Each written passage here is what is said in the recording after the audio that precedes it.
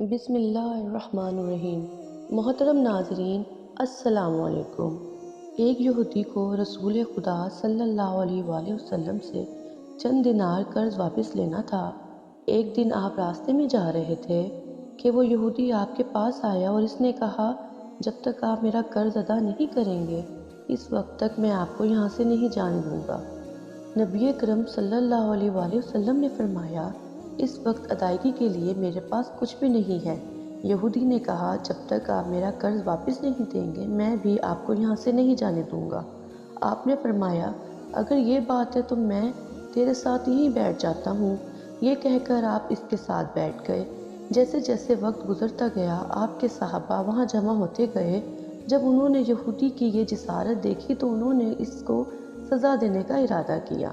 آپ نے انہیں ہر طرح کی تعبیر اور کارروائی سے روکا۔ آپ نے فرمایا کہ تم دور چلے جاؤ۔ حکم رسول کے تحت صحابہ دور چلے گئے۔ سورج لمحہ بلمحہ گرم ہوتا رہا اور اس کی تپش سے آپ کو اذیت پہنچتی رہی، یہاں تک کہ آپ کے چہرہ عطر سے پسینہ مبارک بہنے لگا۔ اس کے باوجود آپ نے کسی طرح کا غصے کا اظہار نہ کیا اور کوئی سخت جملہ ادا نہ کیا۔ آپ سارا دن وہیں بیٹھے رہے اور ظہر، عصر، مغرب اور عشاء کی نماز وہیں پر پڑھی۔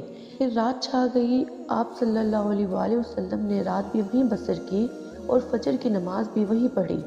صحابہ یہودی کو ڈرانے دھمکانے لگے۔ آپ نے فرمایا، تم اس سے یہ کیسا سلوک کر رہے ہو؟ صحابہ نے کہا، یا رسول اللہ صلی اللہ علیہ وآلہ وسلم، اس کی یہ جرأت کہ آپ کو یرغمال بنا کر اپنے پاس بٹھا لے۔ آپ صلی اللہ علیہ وآلہ وسلم نے فرمایا، اللہ نے مجھے اس لیے نہیں بھیجا کہ میں کسی ہم پیمان یا کسی پر ظلم کروں۔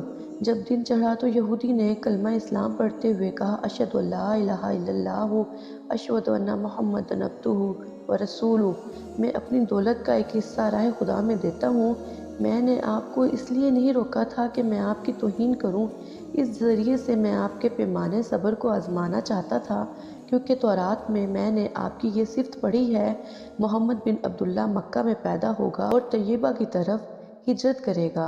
وہ غلط بات اور سخت مزاج نہ ہوگا اور کوئی جھوٹی بات زبان سے نہیں کہنے والا ہوگا۔ اس طرح سے میں نے آپ کو یہاں رکھ کر اس بات کی تصدیق کی ہے کہ تورات نے بالکل سچ کہا تھا۔ رسول اللہ صلی اللہ علیہ وآلہ وسلم اس پر رسالت ہونے کے 3 سال بعد تک خفیہ طور پر دعوت اسلام دیتے رہے۔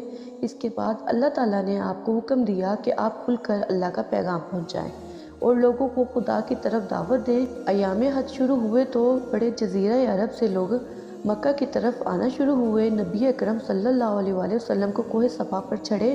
آپ نے بلند آواز سے فرمایا، لوگوں میں اللہ کا رسول ہوں، تم اللہ رب العالمین پر ایمان لے آؤ۔ لوگ آپ کی طرف متوجہ ہوئے اور انہوں نے تعجب سے یہ اعلان کیا اور سنا۔ سب کی خواہش ہوئی کہ وہ اعلان کرنے والے کو دیکھیں۔ پھر آپ صفا سے اتر کر مروہ آئے اور وہاں پر بھی آپ نے 3 بار یہی اعلان کیا۔ جب ابو جہل نے ان حضرت صلی اللہ علیہ وآلہ وسلم کا یہ اعلان سنا تو اسے سخت غصہ آیا۔ اس نے زمین سے ایک پتھر اٹھا کر آپ کی پیشانی پر مارا، جس سے آپ کی پیشانی زخمی ہو گئی اور خون بہنے لگا۔ آپ کا پورا چہرہ لہو لہان ہو گیا۔ اس کے بعد تمام مشرکین آپ کو پتھر مارنے لگے۔ نبی اکرم صلی اللہ علیہ وآلہ وسلم مجبور ہو کر کوہ ابو قبیس پر چڑھ گئے اور ایک چٹان کے پیچھے جا کر چھپ گئے۔ مشرکین نے بھی آپ کا تعقب کیا لیکن ابھی انہیں کہیں دکھائی نہ دیا، ناکام ہو گئے۔ انہیں واپس آنا پڑا۔ اسی اصحاء میں ایک شخص نے حضرت علیہ السلام کو اس واقعے کی اطلاع دی اور کہا کہ میرا خیال ہے کہ محمد ہمارے جا چکے ہیں، نعوذ باللہ۔ یہ سن کر حضرت علی علیہ السلام کو شدید دکھ ہوا اور آپ ام المومنین حضرت خدیجہ الکبریٰ کے پاس آئے۔ ان سے کہا کہ میں نے سنا ہے کہ مشرکین نے رسول خدا صلی اللہ علیہ وسلم پر سنگ باری کی ہے اور بعض لوگوں کا یہ گمان ہے کہ نبی اکرم شہید ہو گئے ہیں۔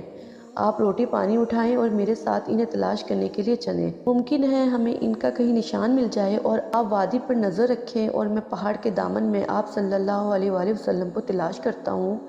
آپ روتے ہوئے آگے بڑھی اور آپ کہہ رہی تھی، یا رسول اللہ صلی اللہ علیہ وآلہ وسلم، ہمیں جواب دیں، آپ کہاں ہیں؟ میری روح آپ پر قربان، آپ کس وادی میں بھوکے پیاسے ہیں؟ آپ نے مجھے اپنے ساتھ کیوں نہ لیا؟ حضرت خدیجہ رو رو کر فریاد کر رہی تھی، کوئی ہے جو نبی مصطفیٰ صلی اللہ علیہ وسلم کی خبر دے؟ کسی نے انہیں دیکھا ہے جو مجھے ان کے متعلق بتائے؟ اس وقت جبریل امی علیہ السلام رسول خدا सल्लल्लाहु अलैहि वसल्लम पर नाजिल हुए। इनके पीछे मलाइका की बहुत सी सफ़े थी। खुदावंद जब्बार ने हमें आपके फरमान की तामील के लिए भेजा है। अगर आप चाहें तो हम इस कौम को तबाह कर देते हैं, इनका दुनिया में कहीं नामो निशान ना होगा। रहमतुल लिल आलमीन ने फरमाया, मैं नबी रहमत हूँ, मुझे नबी रहमत बनाकर भेजा गया है। मैं अज़ाब व इंतकाम का हामी नहीं हूँ। परवरदिगार मेरी कौम को माफ़ कर दे, वो मुझे जानते नहीं हैं। जबरील अमीन ने आप सल्लल्लाहु अलैहि वसल्लम से कहा, खदीजतुस्सलाम आपको तलाश कर रही हैं। खदीजा के रोने ने आसमान के फरिश्तों को रुला दिया है। आप इन्हें जवाब दें, खुदा की तरफ से और हमारी तरफ से इन्हें सलाम पहुँचाएँ और इन्हें जन्नत की बिशारत दें। नबी करीम सल्लल्लाहु अलैहि वसल्लम ने खदीजा और अली को सदा दी और इन्हें अपने पास बुलाया। दोनों शख्सियात आपकी खिदमत में हाजिर हुईं। उन्होंने आपकी पेशानी पर पट्टी बांधी और घर ले आए। जब मुशरिकीन को मालूम हुआ कि नबी अकरम सल्लल्लाहु अलैहि वसल्लम अपने घर जा चुके हैं, तो उन्होंने घर का मुहासरा किया और संगबारी की। हज़रत अली अलैहिस्सलाम और हज़रत खदीजा आपका दिफा करने लगी। जब संगबारी में मामूली सा वक्फा हुआ तो हज़रत खदीजा घर से निकली। उन्होंने चीख कर कहा, फर्जंदाने कुरैश, क्या तुमसे हया रुखसत हो गई है? तुम अपने कबीले की मोअज़्ज़ज़ और मोहतरम खातून के घर पर सख्त बारी कर रहे हो।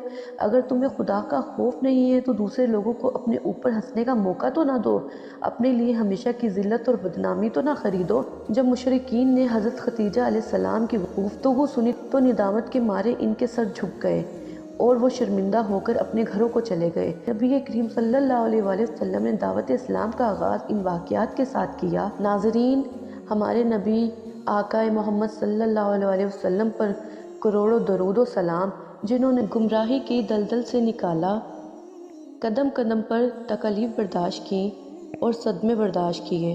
उम्मीद करती हूँ आपको आज का ये वाक़या अच्छा लगा होगा। अगर वीडियो पसंद आई है तो चैनल को सब्सक्राइब और वीडियो को लाइक ज़रूर कीजिएगा। अल्लाह निगहबान।